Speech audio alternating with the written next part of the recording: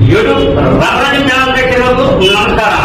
ఈ రోజు ప్రధాన అంశం కత్తు కాదు ముత్యం కోట్లు, ఇది పులివెందుల రాజకీయం అనే అంశంపై విశ్లేషణ.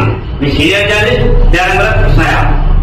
పులివెందుల రాజకీయం అది ఒకప్పుడు ఫ్యాక్షన్ రాజకీయం.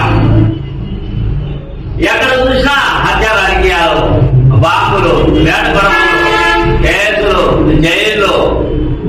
అందరూ ఒకరినొకరు హత్యలు చేసుకుని ఒకరినొకరు చంపుకొని వ్యాక్సిన్యాన్ని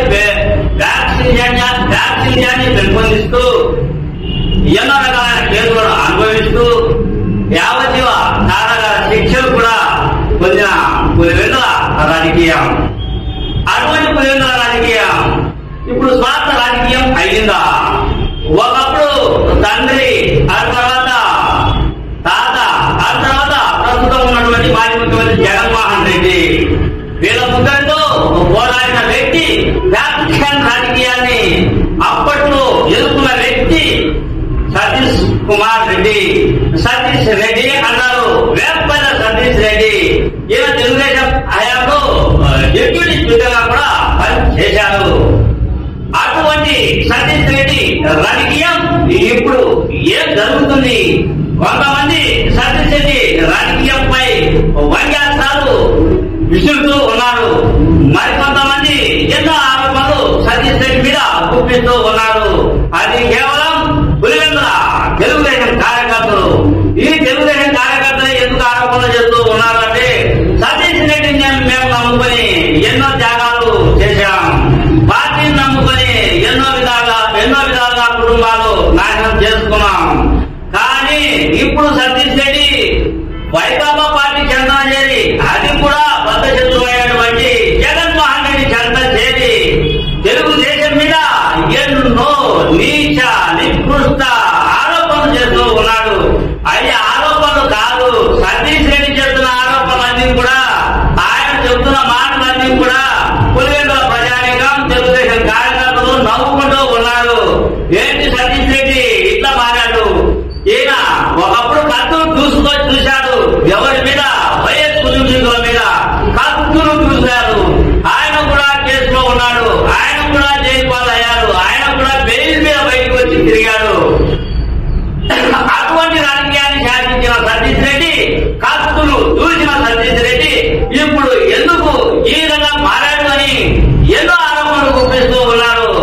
ఓటాలు కోట కోసమా, లేదా భవిష్యత్తులో ఏదో నియోజకవర్గాలు పెరుగుతాయని, ఆ నియోజకవర్గాలు పెరిగితే నేను ఒక నియోజకవర్గం తరఫున అసెంబ్లీకి ఎన్నిక అవుతానని, నా కోరిక తీరుతుందని, నేను నా కోరిక అంతా ఎమ్మెల్యే కోరిక అని, ఈ జగన్ రెడ్డి నమ్ముకుంటే భవిష్యత్తులో నేను ఎమ్మెల్యే అవుతానని చేరాడో ఏమో, హామీలు ఇచ్చాడో ఏమో, ఎలా కోట్లు కోట్లు కోట్లు తారుమారు పరిస్థితి రాజకీయం జరిగిందో ఏమో తెలియదు. ఇవి నేనంటున్నది కాదు, పులివెందుల తెలుగుదేశం కార్యకర్తలు, పులివెందులని ప్రజలు చర్చించుకుంటూ ఉన్నారు. అటువంటి సతీష్ రెడ్డి ఏంటి ఈ విధంగా తిరగాడు అని మాట్లాడుతూ ఉన్నారు. కొంతమంది ఇటీవల కాలంలో సోషల్ మీడియాలో చెడ్డలు కూడా పెడుతూ ఉన్నారు సతీష్ రెడ్డి మీద.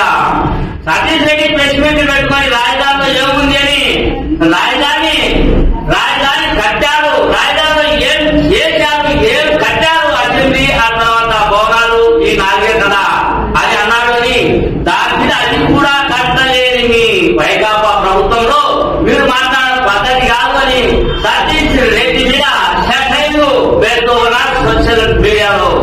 ఈ విధమైన పరిస్థితి కొనసాగుతూ ఉంది. కాగా సతీష్ రెడ్డి ఆ విధంగా ఎందుకంటే కొన్ని ఏళ్ల మంది ఎంతో ఆత్మీయతగా, ఎంతో స్నేహంగా, ఎన్నో అధికార పార్టీల గురించి ఎంతో వ్యాఖ్యలు చేసి ఇటువంటి సతీష్ రెడ్డి తెలుగుదేశం నేతల మీద ఘోరాధిఘోరమైన ఆరోపణలు ఒప్పించడం, ఆ మాటలు వింటుంటే అది సతీష్ రెడ్డికి పెద్ద అనుకోవచ్చో ఏమో కానీ వైకాపా నేతలు, కానీ పులివెందుల ప్రజానికం, తెలుగుదేశం కార్యకర్తలు ఆయన మాటలు చూసి నవ్వుకుంటూ ఉన్నారు. ఇంత నీచమైన రాజకీయం పులివెందులలో జరుగుతూ ఉందా? అసలు ఎవరిని నమ్మాలి రాజకీయంలో, ఎవరి చెంతకు తెరాలి రాజకీయంలో? ఒకరినొకరు చంపుకున్న వాళ్ళే ఇప్పుడు